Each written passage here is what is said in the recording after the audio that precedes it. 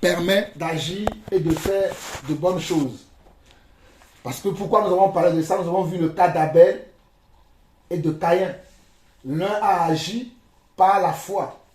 Et c'est pour ça qu'il a pu donner comment un bon sacrifice à Dieu. Nous avons vu également que c'est par la foi qu'Enoch fut enlevé, qu'il n'a pas vu, il n'a pas connu la mort. Aujourd'hui, nous connaissons des hommes qui ont connu la mort physique. Mais Enoch, qui était un enfant de Dieu, un serviteur de Dieu à son époque, à cause de sa foi, il n'a pas connu la mort physique. Mais il a été enlevé pour être dans la présence du Seigneur. Donc nous avons vu également que la foi, nous avons vu également que sans la foi, il est impossible d'être agréable à Dieu. Sans la foi, il est impossible d'être agréable à Dieu. Donc nous avons besoin de la foi pour être agréable à Dieu. Au fait, la foi est le canal, est le chemin qui nous amène à être agréable à Dieu. C'est-à-dire quand Dieu te regarde, si Dieu te regarde sans foi, Dieu ne prendra pas plaisir à te regarder. Mais quand Dieu te regarde, mais il voit tu as la foi en toi, Dieu prendra plaisir à te regarder. Dieu prendra plaisir à écouter tes prières. Dieu prendra plaisir à suivre tes projets. Dieu prendra plaisir à suivre ta vie parce qu'il sait qu'en toi, tu as de la foi. Parce qu'on nous dit dans Hébreux 11, verset 6, que or sans la foi, il est impossible de lui être agréable. Car il faut que celui qui s'approche de Dieu croit que Dieu existe et qu'il est le rémunérateur de ceux qui le cherchent. Donc tu ne peux pas dire que tu crois en Dieu sans savoir que Dieu est partout, sans savoir que Dieu te suit. Donc quand tu dis que Dieu existe, il faut que tu le crois réellement. Ce n'est pas un rêve, ce n'est pas une invention. Parce que nous savons que dans le monde, il y a des inventions. Mais Dieu n'est pas une invention. Il y a des gens qui croient ça. Hein? Chacun est libre de croire ce qu'il veut. Des gens croient que Dieu n'existe pas. Ils ont leur choix. Mais nous, quand nous décidons de croire que Dieu existe, il faut que nous le sachions réellement qu'il existe et qu'il est le rémunérateur de ceux qui le cherchent. Donc nous avons vu également que ce n'est pas la foi que Noé, divinement averti des choses qu'on ne voyait pas encore et saisi d'une crainte respectueuse, construisit comment une hache pour sauver sa famille. Donc par la foi, on peut aussi être averti. Par la foi, on peut avoir une information que les autres n'ont pas. Ah, ça, cette partie-là, je vais vous le rappeler pour que vous n'oubliez. Parce que c'est ça qui est la base de tout. Par la foi, on peut avoir une information que les autres n'ont pas. C'est très important ça. Je répète encore. Je dis par la foi, on peut avoir une information que les autres n'ont pas. Et quand je dis une information, ce n'est pas une information moindre. C'est une information très importante, très capitale que les autres n'ont pas. Nous avons vu la preuve avec Noé. Noé, par la foi, Dieu l'avait averti qu'il va détruire le monde par l'eau. Et il fallait qu'il puisse bâtir une arche dans laquelle il va pouvoir se cacher, lui et sa famille. Et je vous avais dit le week-end dernier que Noé a prêché pendant 120 ans. Mes amis, Noé a prêché pendant 120 ans, déclarant au monde que le monde d'alors allait périr. Sauvez-vous de cette génération, le monde va périr, le monde va périr. Sauvez-vous. Et les gens se moquaient de lui. De la même manière que les gens se moquent de moi aujourd'hui. Ou bien de la même manière que les gens se moquent de nous, les croyants aujourd'hui, ou les gens se moquent de nous, les disciples aujourd'hui. Aujourd'hui, quand tu dis que tu es enfant de Dieu, quand tu dis que tu es croyant, les gens vont se moquer de toi parce que la plupart de ceux qui se disent chrétiens aujourd'hui font les mêmes choses que normalement un enfant de Dieu ne doit pas faire. Voilà pourquoi il y a certaines personnes, quand tu vas dire que tu es croyant, on va t'assimiler aux autres. On va te prendre comme les autres. Et c'est la même chose que les gens faisaient à Noé à son époque. Voilà pourquoi il est dit dans les Écritures qu'il n'y a rien de nouveau sous le soleil. Ce qui a été, c'est ce qui est et c'est ce qui sera. Voilà pourquoi je ne suis jamais, je ne suis jamais surpris quand je vois les gens se moquer de moi pour dire, mais qui est ce Jean-Paul Lawson là qui nous dérange avec Dieu par-ci, Dieu par-là, tout le temps Dieu, tout le temps Dieu. Ça ne me dérange pas. Parce que moi, je sais que j'ai la bonne chose. Comme je l'ai dit, la foi est une chose qui permet que toi, tu puisses avoir une information que les autres n'ont pas. On a vu par la science aujourd'hui que l'âge de Noé a existé. Aujourd'hui, nous avons Google, nous avons les gens, il y a certains qui l'appellent Google, d'autres disent Google. Si vous tapez sur Google, vous cherchez les informations sur l'âge de Noé, vous allez voir que ça a existé. C'est comme un jour, je discutais avec un monsieur qui m'a dit que non, Job n'existe pas. Mais l'histoire de Job, elle est réelle. Job est un homme qui avait la foi.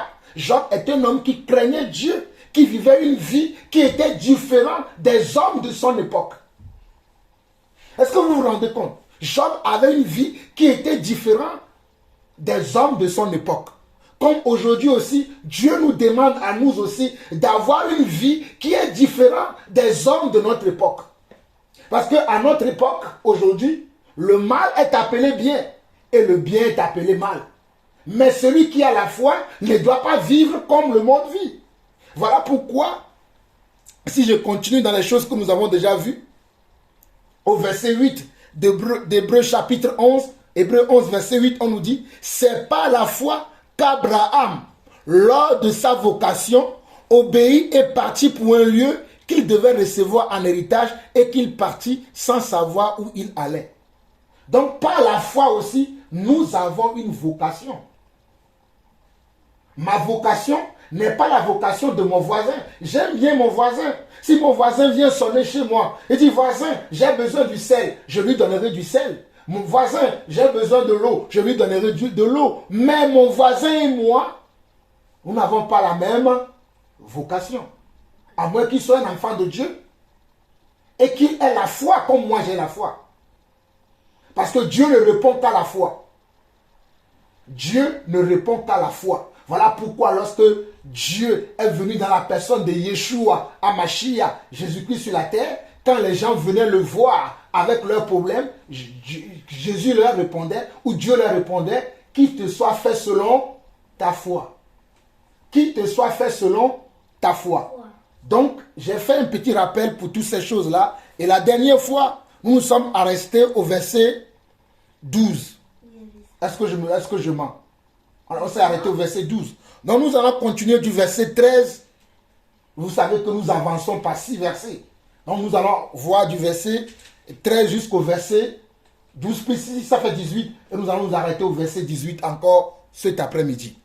Alors, verset 13 nous dit, c'est dans la foi qu'ils sont tous morts sans avoir obtenu les choses promises, mais ils les ont vues et salués de loin, reconnaissant qu'ils étaient étrangers et voyageurs sur la terre. Waouh! Ce verset va nous faire mal. Je relis encore.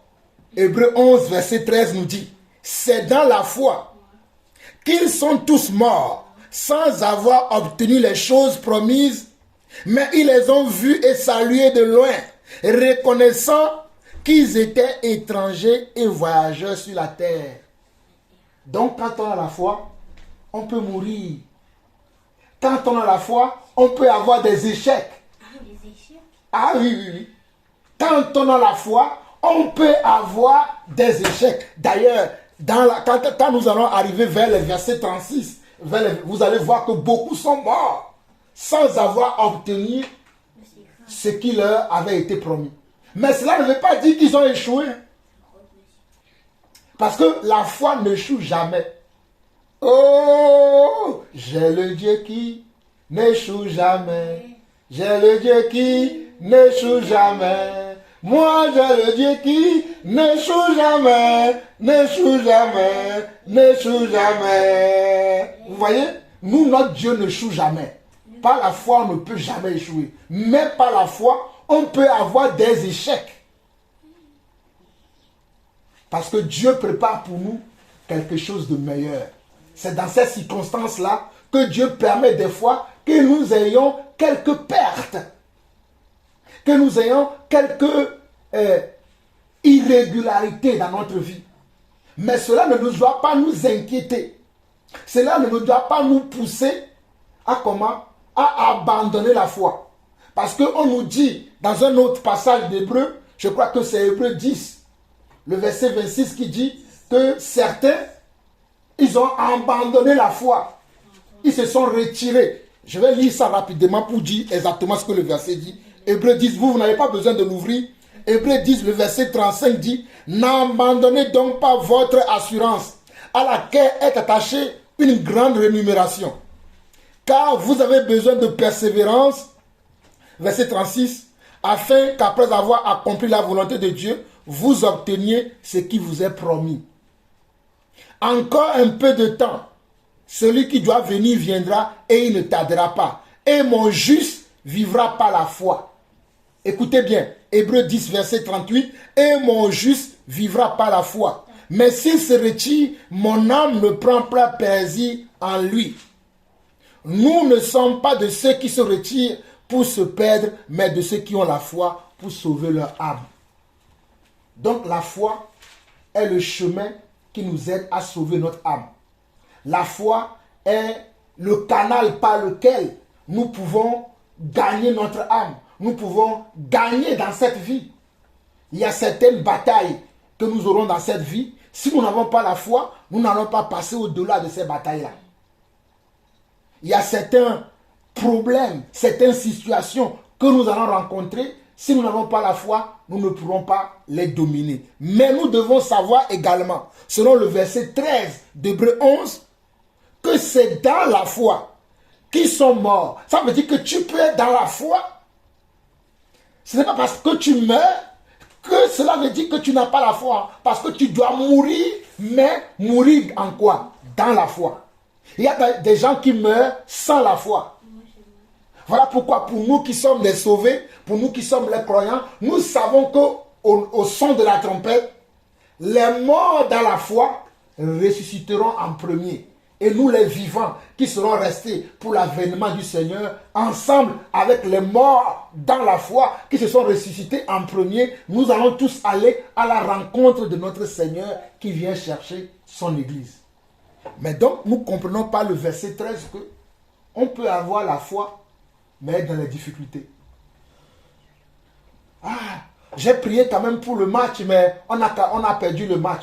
Mais ça ne veut pas dire que tu n'as pas de foi. Ça veut dire que cette fois-ci, le Seigneur a décidé que vous ne devez pas gagner. Ah oui, j'ai prié, mais je n'ai pas eu ce job. Ah, mais le Seigneur a prévu un autre job pour toi. Cela ne veut pas dire quand tu pries, ça veut dire que tout ce que par... Comment? Oui, cela ne veut pas dire que quand tu pries, tu dois obtenir coûte que coûte ce pourquoi tu as prié. D'ailleurs, Dieu dit que quand nous prions mal. Dans le but de satisfaire comment? Nos plaisirs, nos envies et nos comment? Et nos convoitises.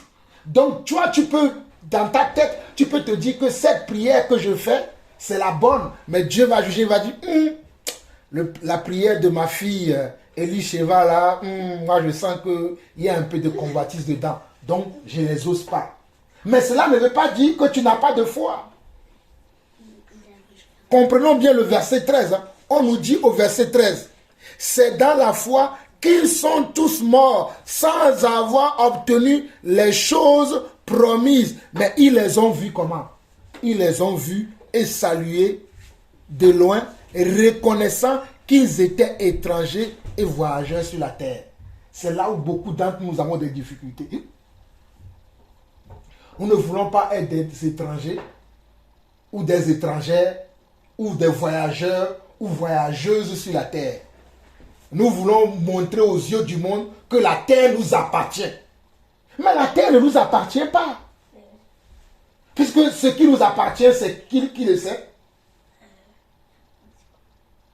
Qui sait ce qui nous appartient? Ce qui nous appartient à nous, les enfants de Dieu, c'est le royaume de Dieu. La terre, ce n'est pas notre destination. Voilà pourquoi on ne doit pas s'attacher Voilà pourquoi la Bible dit, ne vous attachez pas aux choses visibles, mais attachez-vous aux choses invisibles. Et les choses invisibles, c'est quoi? C'est ce qu'on ne peut pas percevoir avec l'œil nu. C'est la foi. C'est l'amour. Bon, quoique l'amour, on peut voir les fruits de l'amour, où on saura que celui-là, il a l'amour. La paix. On peut voir que celui-là a le fruit de la paix. Il cherche la paix en toutes circonstances. Il cherche la paix en toute situation. On peut percevoir que tu es un homme de paix. Donc nous, en tant qu'enfants de Dieu, nous ne combattons pas pour les choses de ce monde. Je veux être clair là-dessus. Nous devons comprendre que nous sommes des étrangers et des voyageurs sur la terre. Parce que les hommes qui sont dans ce monde, qui travaillent 24 heures sur 24, certains d'entre eux travaillent que pour gagner les choses de ce monde. Avoir des belles villas, avoir les belles voitures, avoir les belles hommes, les belles femmes, avoir les meilleures choses qui existent dans ce monde, c'est cela comment leur projet. Mais le projet d'un enfant de Dieu, c'est qui sait ce que c'est? Voilà. Merci Elisheva. Le projet d'un enfant de Dieu, c'est de gagner le ciel. Le projet d'un enfant de Dieu, c'est de gagner le ciel. Ce n'est pas d'être un ministre dans un gouvernement. Ce n'est pas d'être une star sur les réseaux sociaux ou bien être une star dans un club de football. Je ne sais pas, être une star dans le monde de la musique, dans le monde de la mode, peu importe dans quel monde. Ce n'est pas ça le projet d'un enfant de Dieu. Le projet d'un enfant de Dieu doit être de gagner le ciel, d'aller rencontrer son Dieu, d'aller dire, Seigneur, j'ai combattu le bon combat de la foi. Comme l'apôtre Paul, mon bien-aimé l'apôtre Paul, que j'aime imiter, a dit à la fin de sa vie, il a dit, j'ai combattu le bon combat de la foi. Désormais, la couronne de vie m'est réservée. Alors la couronne de vie dont Dieu parle ici, c'est la couronne de vie que nous allons recevoir dans le royaume des cieux. Voilà pourquoi Hébreux 11, le verset 13 dit, dans la seconde partie, que ils ont salué de loin, reconnaissant qu'ils étaient étrangers et voyageurs sur la terre. On nous dit, verset 14, ceux qui parlent ainsi montrent qu'ils cherchent une patrie. Ceux qui parlent ainsi montrent qu'ils cherchent une patrie. S'ils avaient en vue celle d'où ils étaient sortis, regardez bien, c'est ce que j'ai expliqué tout à l'heure. S'ils avaient en vue celle d'où ils étaient sortis, ils auraient eu le temps d'y retourner. Mais maintenant, ils en désirent une meilleure, c'est-à-dire une céleste.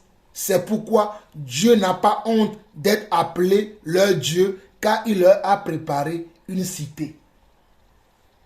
Waouh, c'est beau cette parole. Je relis encore. Verset 14 au verset 15.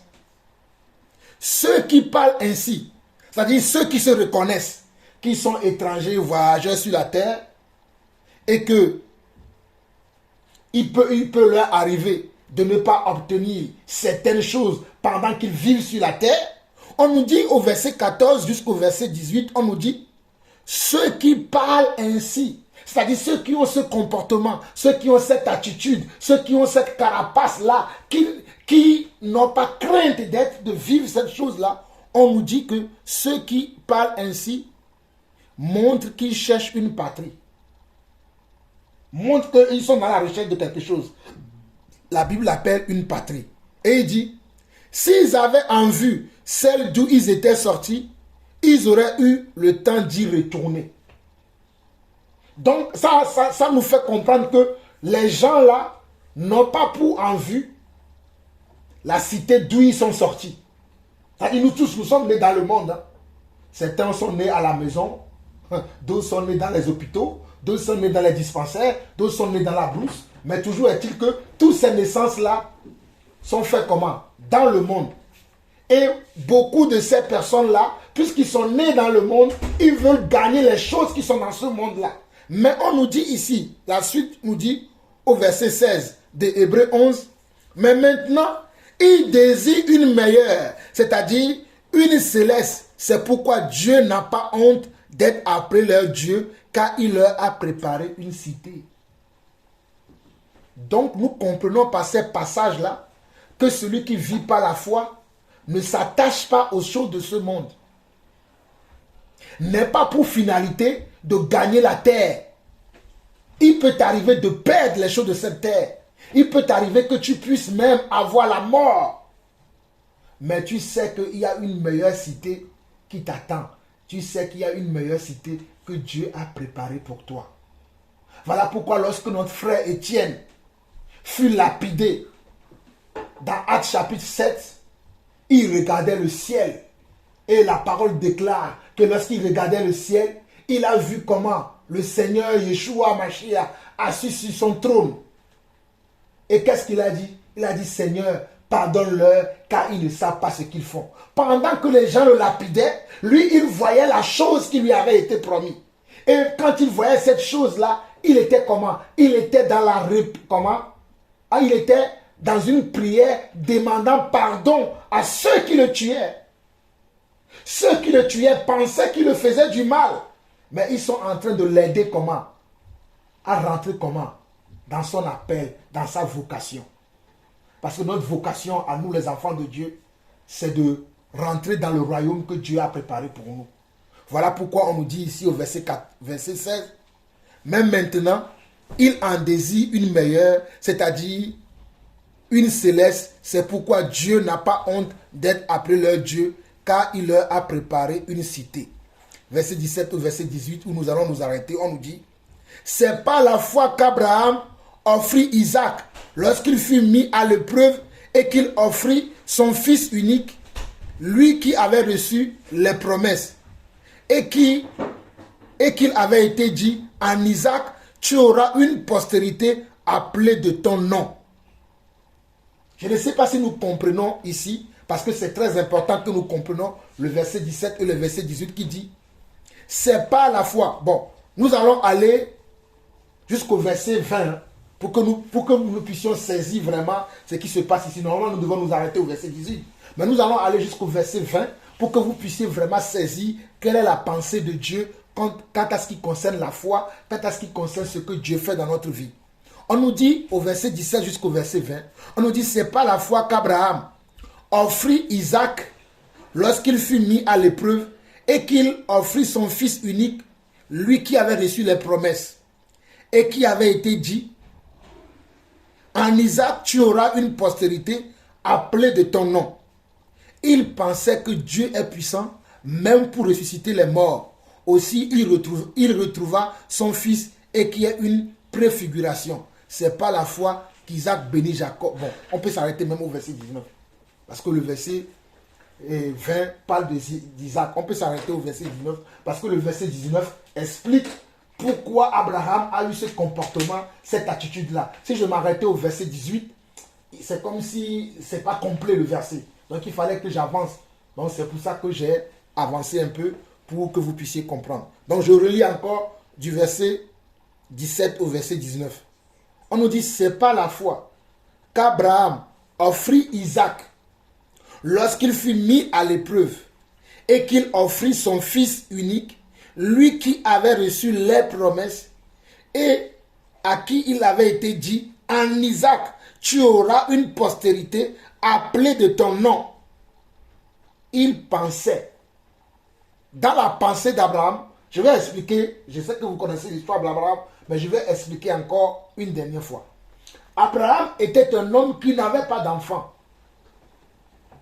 Et Dieu est venu le voir un jour, et Dieu lui a donné une promesse en disant, parce que tellement Abraham n'avait pas d'enfant, qu'il avait un serviteur qui s'appelait Eliezer.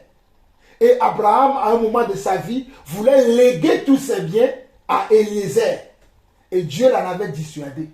Dieu lui a dit, hé Abraham, mon fils, ne t'inquiète pas.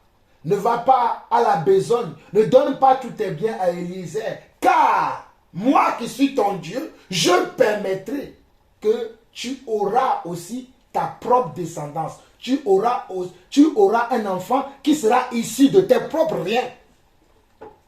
Donc, ne va pas en besogne pour donner tous tes biens à ton serviteur Eliezer. Je sais que tu as de l'amour pour ton serviteur Eliezer. je sais que tu as de l'amour pour ton serviteur Eliezer, mais ne pars pas en besogne. Et Abraham a compris que Dieu lui donnait une promesse que ne t'inquiète pas, tu auras toi-même un enfant qui sera issu de tes propres reins. Donc qu'est-ce qu'Abraham a fait? Abraham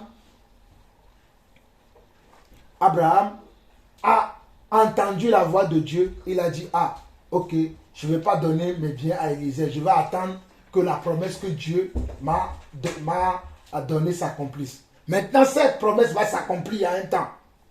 Sa femme Sarai aura un enfant qui va appeler Isaac. Et ce Isaac-là, qui devait être comment? L'enfant de la bénédiction, celui qui doit hériter de lui. Mais Dieu va lui dire un jour, donne-le-moi en sacrifice. Et c'est là où Abraham va dire, mais c'est pourtant Dieu m'a dit que cet enfant-là, c'est celui qui sera issu de mes propres riens, c'est celui qui va hériter de moi, il me le demande en sacrifice. Si c'est nous, on a dit, oh mais Dieu, tu es méchant, tu exagères. J'ai tant souffert pour avoir ce fils, j'ai tant souffert pour avoir cet enfant, et maintenant que je l'ai, maintenant tu me demandes encore de te le donner en sacrifice. Mais on nous dit au verset 17 où nous arrêtons, que telle n'est pas la pensée qu'Abraham avait. Au verset plutôt 19, on nous dit, il pensait que Dieu est puissant, même pour ressusciter les morts. Aussi, il retrouva son fils, ce qui est une préfiguration. Donc, il a tellement pensé que même si son fils Isaac, qu'il va offrir à l'autel, mourait, Dieu est capable de le ressusciter. Vous voyez la foi? Vous voyez comment la foi voit les choses? La foi ne voit jamais que tout est fermé, que tout est impossible, au fait. Au fait, la foi voit toujours comment la possibilité dans tout. Ce qui est censé te tuer, la foi que tu as à l'intérieur de toi, lui va voir que ça là, tu auras la vie dedans. Ce qui est censé t'amener, comment, à la dérive, ce qui est censé t'amener, comment, pour que les gens se moquent de toi, quand tu as la foi va te dire que non. Pourquoi toi tu vois la chose sur cet angle-là? Non, regarde-le plutôt sur cet angle-là. Voilà pourquoi il est dit aussi dans Romains 8, le verset 26, que toutes choses concourent au bien de ceux qui aiment Dieu et qui sont appelés selon son dessein. Toutes choses, absolument toutes choses. Oui, mais monsieur, j'ai postulé pour ce travail, mais ils ne m'ont pas retenu. Toutes choses concourent au bien de ceux qui aiment Dieu. Oui, mais monsieur, mais il m'a promis qu'on va se marier, mais aujourd'hui il me dit qu'il ne veut plus de moi. Toutes choses concourent au bien de ceux qui aiment Dieu. Oui, mais on a déjà donné les cartes d'invitation pour ce mariage. Les gens vont se moquer de moi pour dire, mais Sandra, tu nous as envoyé les cartons d'invitation, mais pourquoi aujourd'hui tu nous dis qu'il n'y aura plus de mariage?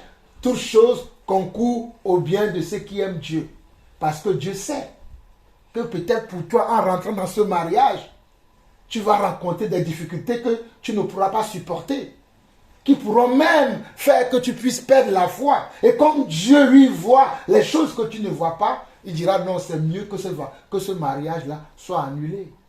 Ou c'est mieux que tu apprennes maintenant que ce monsieur ou bien que cette dame avec qui tu veux te mettre ensemble est un voleur, est un sorcier, est un manipulateur, est un pervers, est un narcissique, est un... peu importe. Mais toi, tu es déçu. Oh là là, Seigneur. Oh là là. Oh là là. Qu'est-ce que moi j'ai fait? C'est là où le pleurs commence. Seigneur, Seigneur. Pourquoi tu me fais ça? Pourquoi tu me fais ça? Je t'en... Non. Mais non. Glorifie Dieu. Glorifie Dieu. Glorifie Dieu dans toutes tes épreuves. Souvenez-vous de Shadrach, Meshach et Abednego dans le temps de feu. Ils chantaient les louanges du Seigneur. Souvenez-vous de Daniel à la fosse au lion. Ils glorifiaient le Seigneur. Souvenez-vous de Paul et Silas en prison. Ils chantaient les louanges du Seigneur. Ce ne sont pas des épreuves, ces choses-là.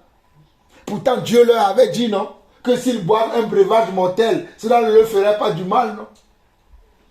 Pourtant, Dieu avait dit que si tu crois, si tu as la foi, tu dirais à cette montagne, ôte-toi de là et place-toi dans la mer.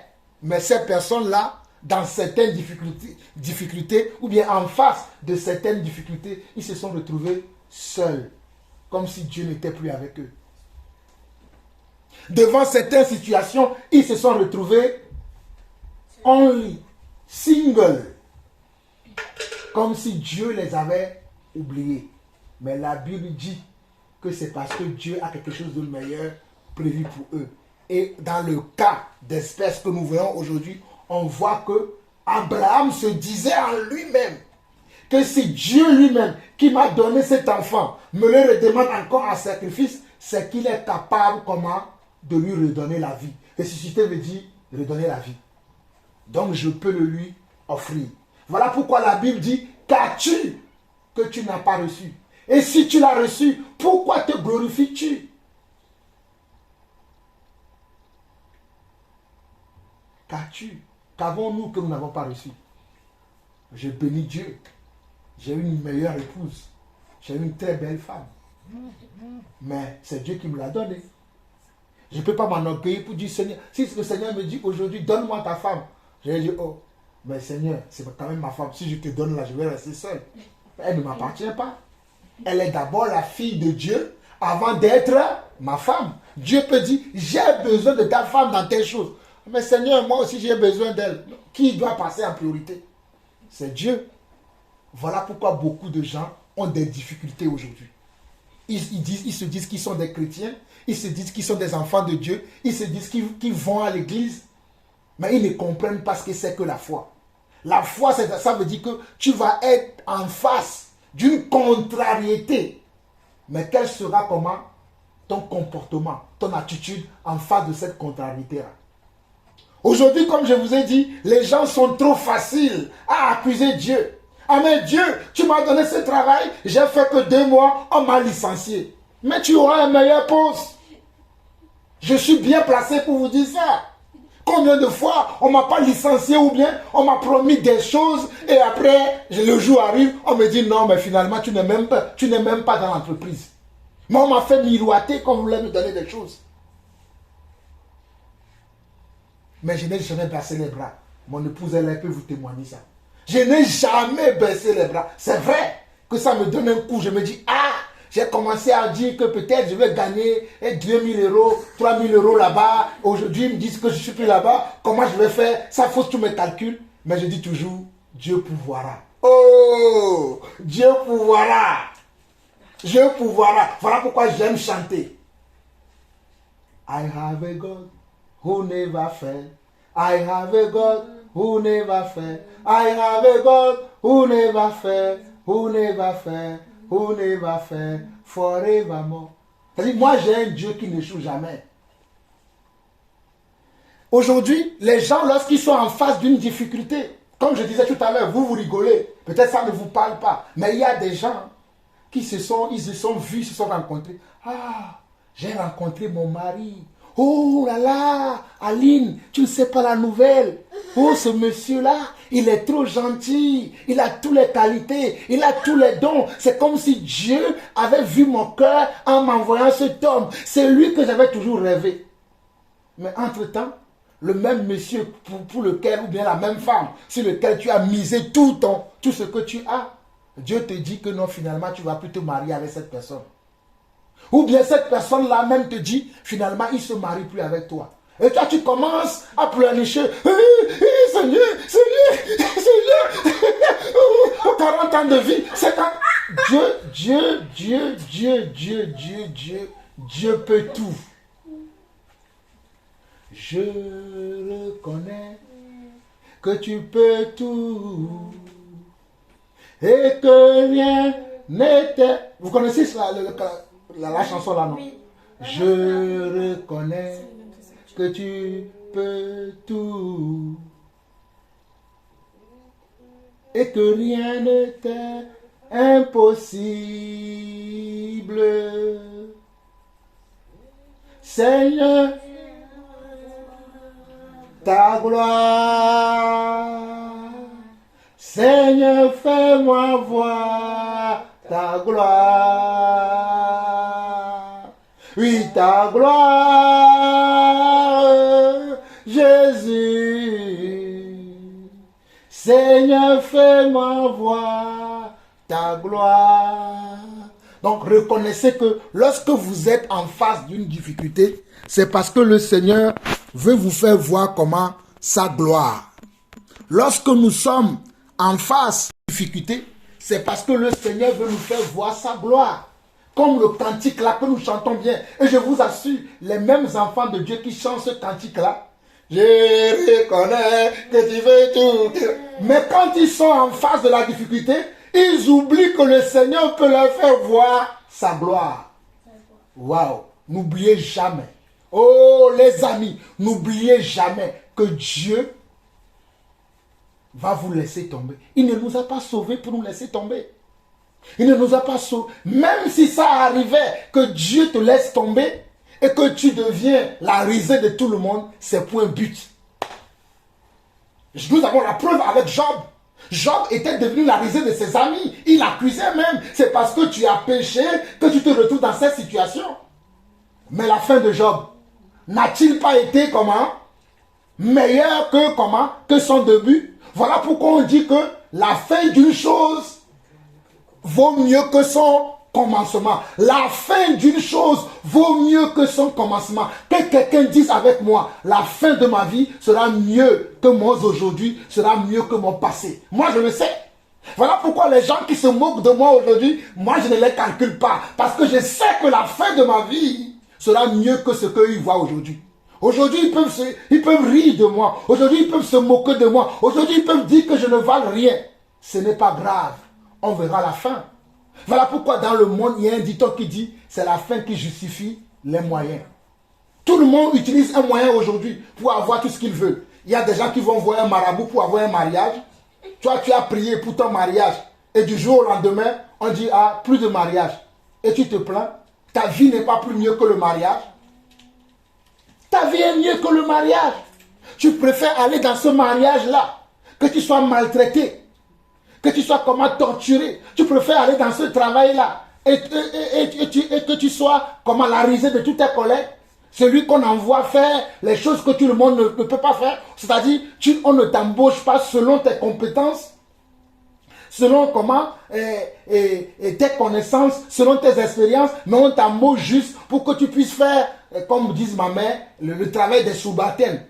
Mais tu n'es pas un subalterne. Tu es un prince. Tu es une princesse. Moi, je suis un prince. D'ailleurs, dans la vie naturelle, je suis un prince.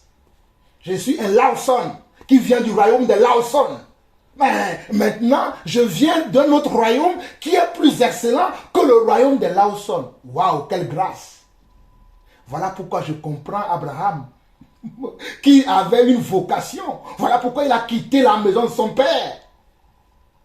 Sommes-nous prêts aujourd'hui? En fait, quand on dit qu'il a quitté la maison de son père, si nous ne sommes pas spirituels, nous allons penser simplement que c'est une question de maison. Mais c'est une question de quitter tout ce dont tu vois que ce sont comment des acquis pour toi aujourd'hui. Es-tu prêt pour quitter ta famille?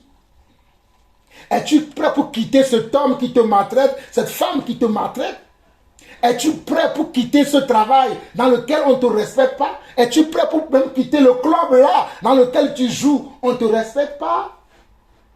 Es-tu prêt pour quitter cet emploi dans lequel on ne te calcule pas? Es-tu prêt pour quitter ces pensées de suicide? Ces pensées qui t'arrivent, qui te disent, oh, toi tu ne vaux rien.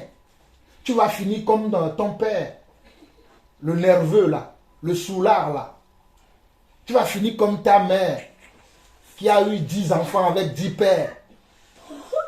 Tu vas finir comme ta tante, qui est une femme querelleuse. Et toi aussi tu dis, oui c'est vrai.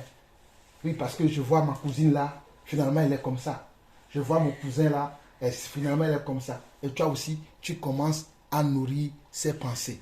Donc il est très important que nous comprenions que ce que Dieu nous dit qu'il va faire dans notre vie, il le fait réellement.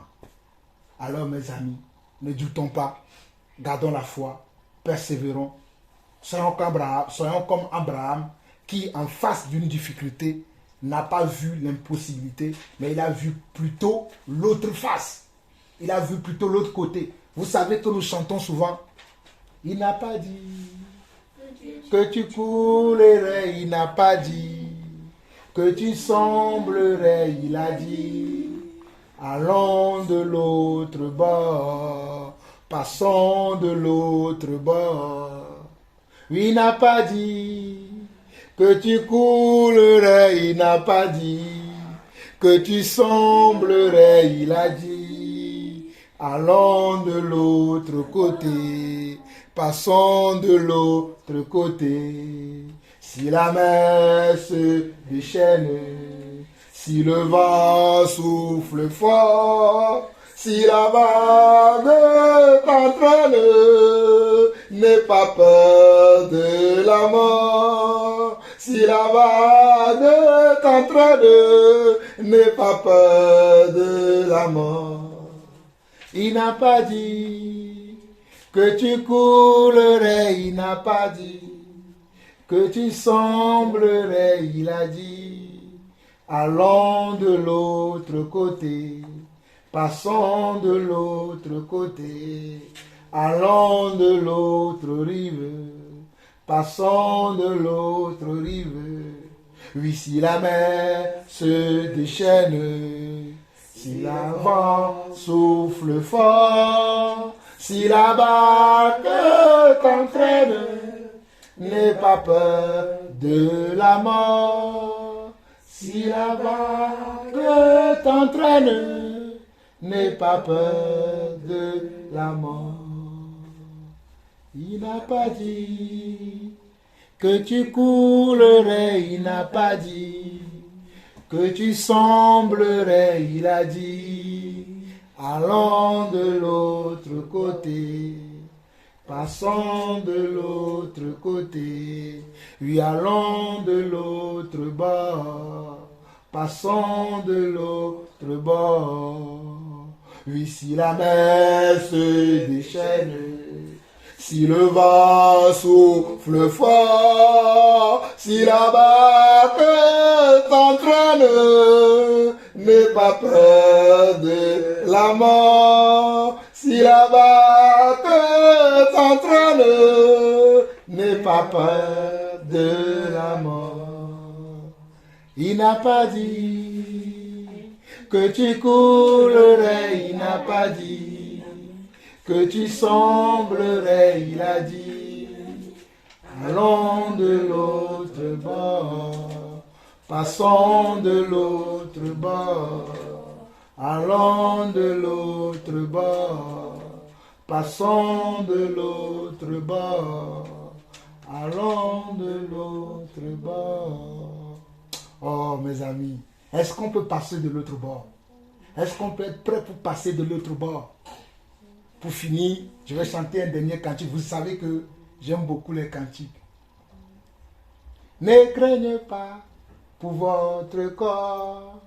Ne craignez pas devant la mort. Oui, levons nos yeux vers le Seigneur. Oui, crions vers lui sans perdre foi. Oh, ne craignez pas pour notre corps. Ne craignons pas devant la mort. Levons nos yeux vers le Seigneur. Oui, crions vers lui sans perdre foi.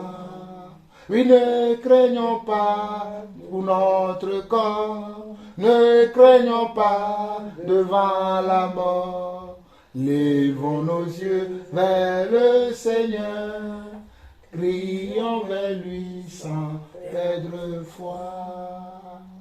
Ainsi nous terminons aujourd'hui. Donc je ne sais pas si vous avez des questions, si vous avez des rajouts, si vous avez des choses à partager.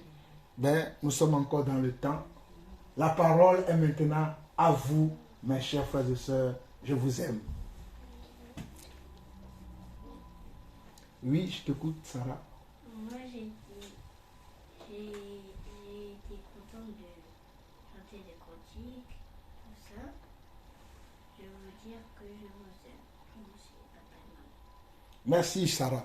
Donc Sarah elle a dit qu'elle est contente d'avoir chanté les cantiques.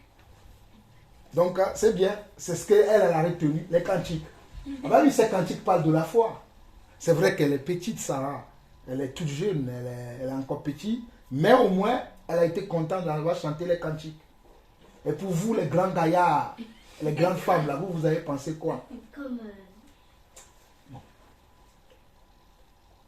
Après, bon, vous n'êtes pas obligé de parler. Hein. Mais je dis, c'est le moment maintenant. Si vous avez des questions, si vous n'avez pas de questions, voilà, on va faire une prière de clôture et on s'arrête là. Mais si vous avez des questions, même si ça ne concerne pas ce que nous avons dit, ce que nous avons partagé aujourd'hui, c'est le moment de poser ces questions. Mais n'oubliez pas que quand on dit ne craignez pas, ou bien quitter, comme je l'ai dit tout à l'heure, c'est être prêt de quitter ses mauvaises pensées, ses sentiments, ses émotions, ses amis, sa famille. C'est ça la foi. Peut-être aujourd'hui, là, quand on parle là, tu n'as pas besoin de quitter quelque chose. Mais peut-être ça va être dans 2 ans, dans 5 ans, dans 10 ans, dans 2 mois, dans 2 semaines, dans 2 heures. Peut-être dans 2 heures de temps après, il y aura une pensée qui doit te venir et tu dois quitter cette pensée. Tout est une question de temps. Avec Dieu, c'est le temps. Dieu agit avec le temps. Voilà pourquoi on dit que Dieu est le maître des temps et des circonstances. Donc peut-être aujourd'hui, ce qu'on a partagé, peut-être certains d'entre vous, vous allez dire que ça ne vous parle pas. Oh non, papa, peut-être moi aujourd'hui. Oh mes frères, moi aujourd'hui. Oh ouais, mon mari, moi aujourd'hui. D'accord. Mais demain arrive bientôt. Hein. Demain ne t'appartient pas. Et demain, tu auras besoin de cet enseignement, ce partage-là que tu as entendu. Et tu dois l'appliquer à la situation. Au fait, la parole de Dieu, ce sont des petits enseignements, ce sont des petits conseils qu'on doit appliquer devant une situation qu'on va rencontrer demain. Au fait, c'est ça, au fait. En résumé, tout ce que je viens de faire là, tout ça là, tout ce tralala, chanter, tout ça là, ça a pour but que vous ayez des petits conseils que vous gardez dans votre mémoire pour pouvoir l'appliquer à une situation spécifique, spécifique ou typologique, parce que c'est à des situations typologiques que vous allez utiliser ça. Voilà pourquoi certains d'entre vous, vous allez utiliser ça peut-être dans 1 heure, dans 2 heures, dans 5 mois, dans 10 ans, dans 5 ans, dans 1 an, dans d'autres. Peut-être ils sont passés déjà à côté, ils sont passés déjà avec tout ça. Ils disent, ah, mais cela ne veut pas dire comme tu as déjà eu, que tu n'en auras pas encore. Il faut être toujours sur le qui-vive. Voilà pourquoi on a vu que ce qui parle là, persévérance et la foi. Donc même dans ta foi, tu dois persévérer. Je ne veux pas trop parler. Je vois qu'il n'y a pas de questions. On peut faire une prière de clôture. Qui veut bien prier pour la clôture? Un des dinosaures là.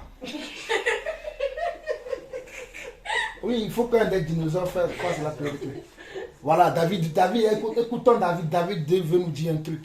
Écoutons David. La nuance si la mer se déchaîne, si le vent souffle fort. Mhm. Ça vient de quand les apôtres étaient sur la barque. Mhm. Et qu'il y avait de la tempête. Mhm. Et Jésus dormait. Mhm. Ils avaient peur, ils croyaient qu'ils allaient couler. Ils auraient vu Jésus, Jésus leur a dit, pourquoi vous avez peur? Mhm. Je suis là. Je suis là. Donc pourquoi craignez-vous? Mhm. Il se lève, il dit, il calme la tempête. Les apôtres, tu regardes comme ça, il dit, hey, il n'y a que le Fils de Dieu pour faire ça. Voilà. Mais si on prend ça comme base, comme exemple, le Seigneur est avec eux dans la barque, toi ça n'a pas évité qu'ils aient tempête. Donc chacun Très de bonne notre vie, remarque. on est tous, le Seigneur il est avec nous, même quand tu peux avoir un proche à toi qui meurt, tu peux être attaqué par différentes pensées, le Seigneur il est toujours présent. Mhm. Maintenant c'est par la foi que toi tu vas croire que le Seigneur va t'aider, Mhm. que le Seigneur il est là. Les apôtres ils étaient tout le temps avec Dieu, Mhm. et malgré tout, quand la tempête est arrivée, ils ont eu peur. N'importe quelle personne, malgré son niveau de foi, le Seigneur va mettre des épreuves différentes à chacun.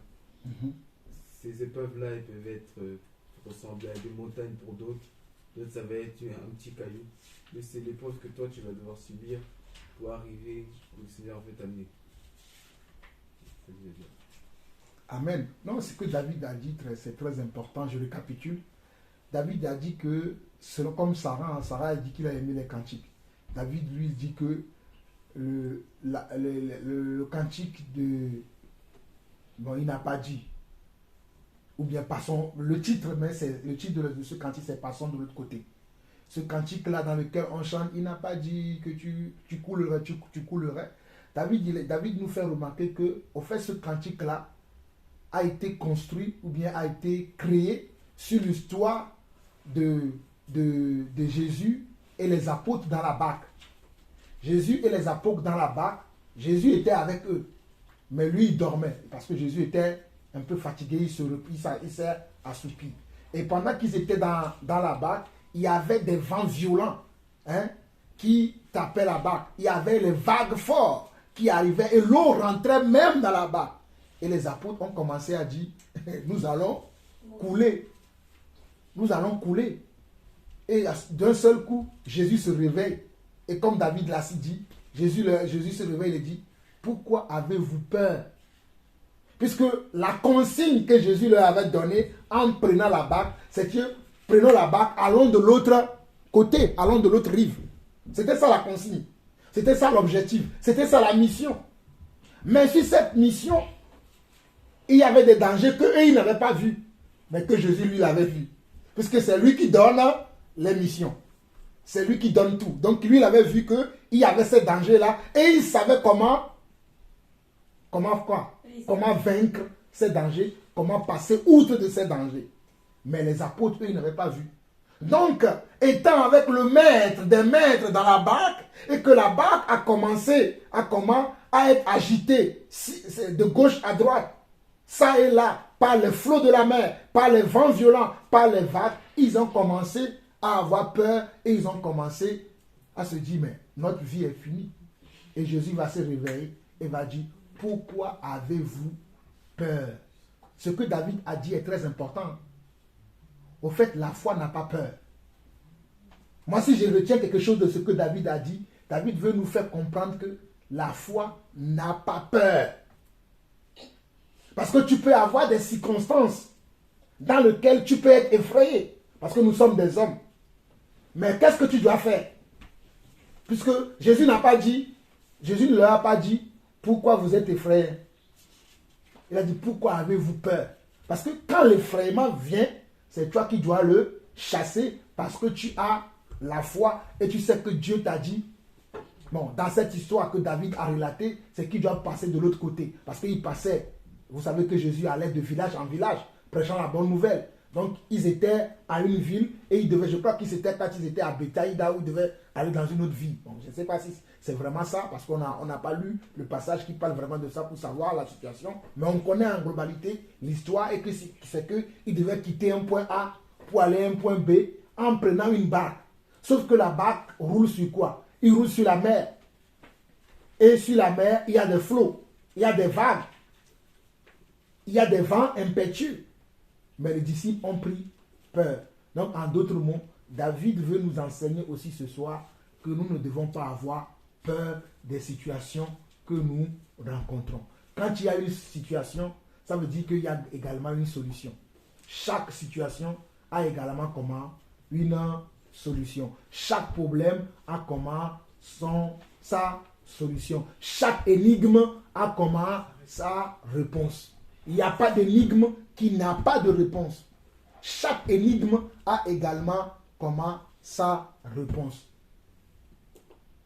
Est-ce que nous comprenons tous la même chose? Est-ce que c'est clair pour tout le monde? Y a-t-il encore des rajouts? Y a-t-il encore des rajouts? Non? Abraham, oui, on écoute encore. Abraham, oui. Quand Abraham il est parti de son père, Oui. il est parti seulement avec sa foi et avec sa famille. Voilà. Mais l'objectif clair d'Abraham, c'est d'avoir une descendance. Voilà. Abraham, au départ, il cherchait Abraham, il a prié plusieurs dieux Mhm. avant de trouver Dieu. Mhm. Mais quand il a découvert l'Éternel, là, il s'est Mhm. dit non, lui c'est mon Dieu. Mhm. Vos statues, elles ne vous parlent pas, elles ne répondent pas. Moi, Dieu me parle. Mhm. Vos statues, c'est les mains de l'homme. Et moi, mon Dieu, il n'a pas été créé. Mhm. Et à partir de ça, Mhm. il décide de croire en ce Dieu-là. Mhm. Et il décide de se dire, je vais le suivre et j'aurai ma descendance. Amen. Mais ça a 100 ans qu'Abraham il a eu son premier enfant, qu'il a eu Isaac. Mhm. L'enfant de la promesse, il a qu'à 100 ans. Mm. Est-ce que nous, on est prêts à attendre jusqu'à nos 100 ans, nos 90 ans, nos 80 ans, pour voir la promesse de Dieu dans nos vies? Mhm. Très bonne remarque, pertinente.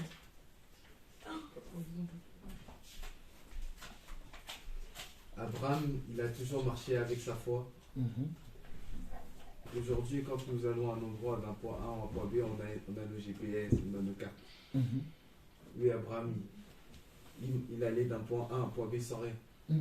Il marche juste en suivant la parole de Dieu. Mhm. Mhm. Wow. Gardons la foi. Amen. Amen. Ah, David, là, il vient de nous enseigner. Ça, c'est un vrai enseignement.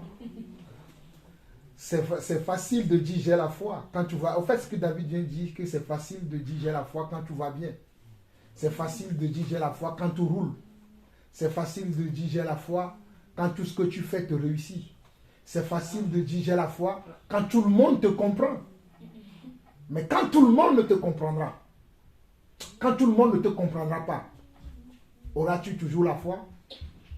Quand tout le monde ne sera pas dans ta posture, auras-tu toujours la foi?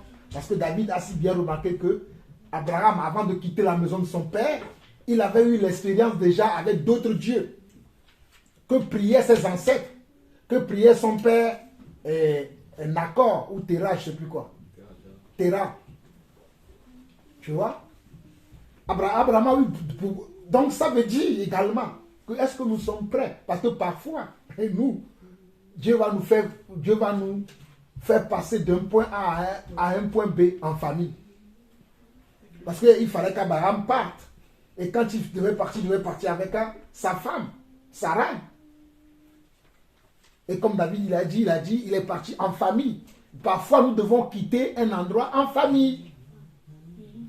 Mais quand tu vas vouloir envie de partir, je bénis l'Éternel Dieu pour mon épouse Elisheva.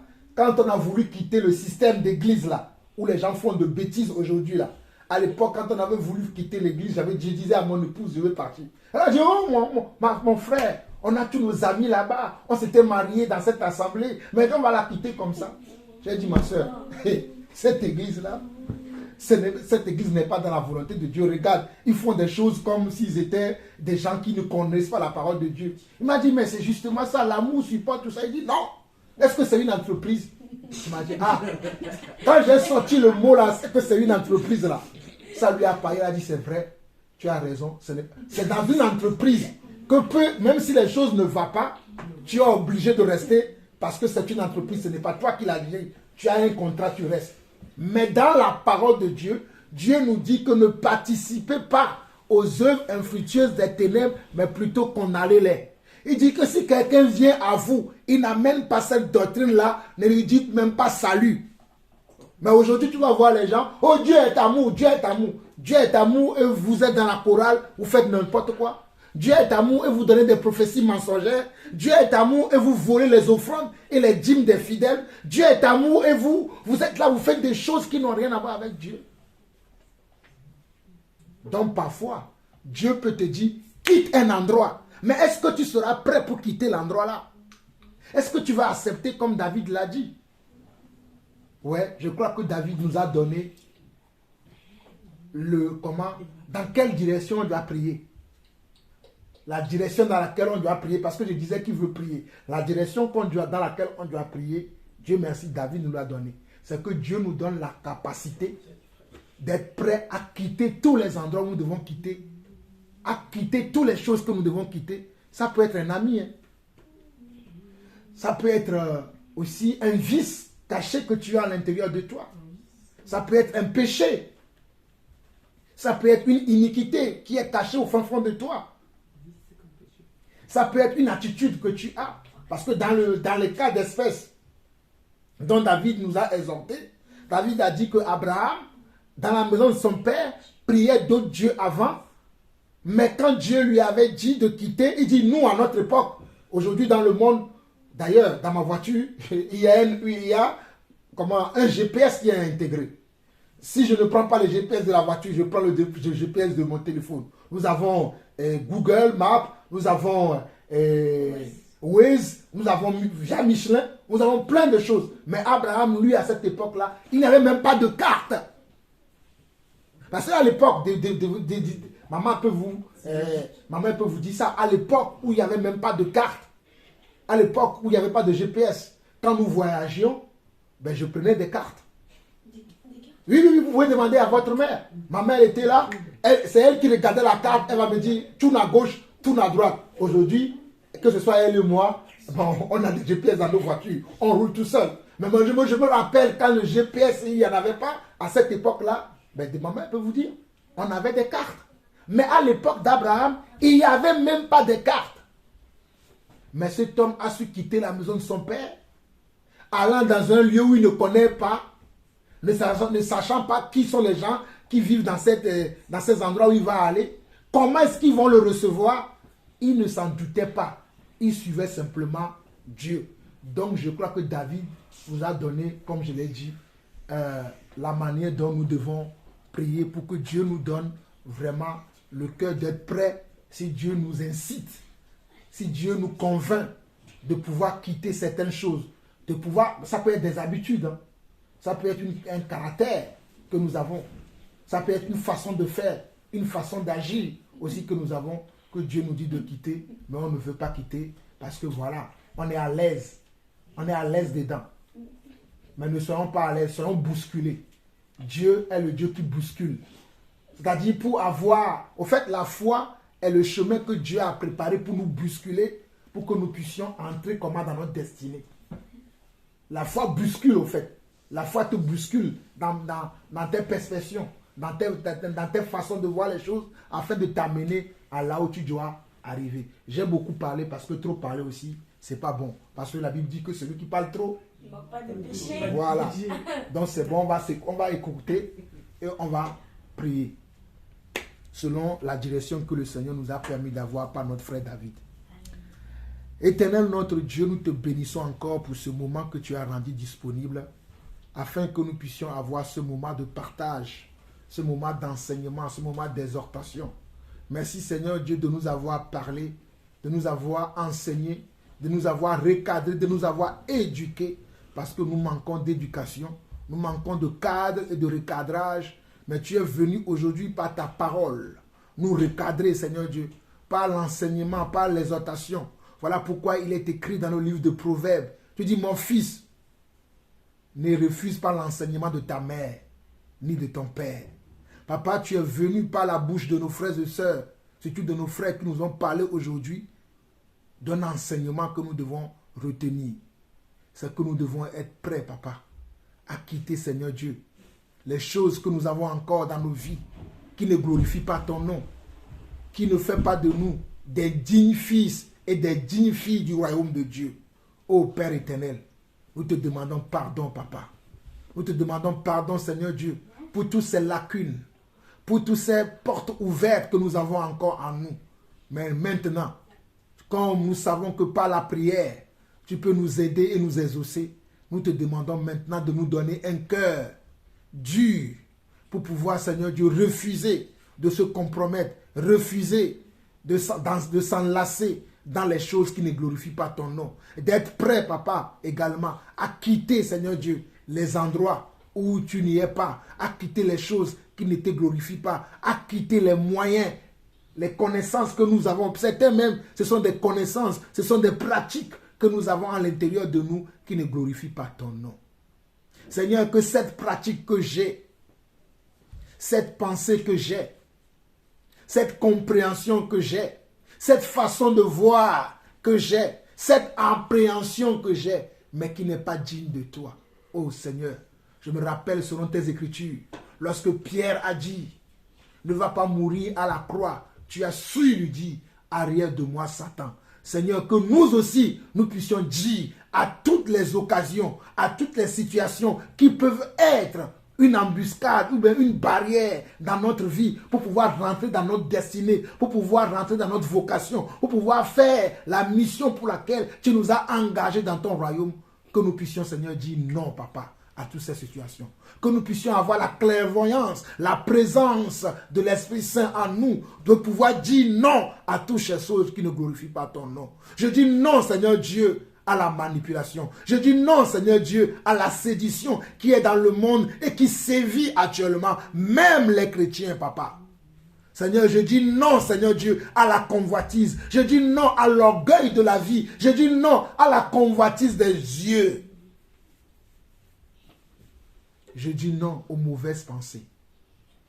Éternel, notre plus grand combat également, c'est dans nos pensées. Père, nous t'en supplions que nos pensées soient vraies, que nos pensées soient justes, que nos pensées soient pures, que nos pensées soient vertueuses, dignes de louange, qu'elles méritent l'approbation. Papa, que toute mauvaise pensée, tout mauvais sentiment et pressentiment que l'ennemi peut peut-être nous envoyer, aujourd'hui, dans le nom de Jésus, nous refusons toutes ces choses. Nous déclarons que nous sommes de Dieu. Nous ne sommes pas du monde pour agir comme le monde. Nous avons l'Esprit de Dieu en nous qui nous conduit. Nous sommes des citoyens des cieux. Et nous sommes étrangers et étrangères sur la terre, Papa. Merci, Seigneur Dieu, pour ce grand enseignement, pour ce grand conseil que tu viens de nous donner encore aujourd'hui par ta parole. Nous te bénissons, Papa. Merci pour nos frères et sœurs qui nous suivent en ligne et les frères qui nous suivront en ligne quand nous allons poster ces enseignements. Bénis-les également, Seigneur Dieu.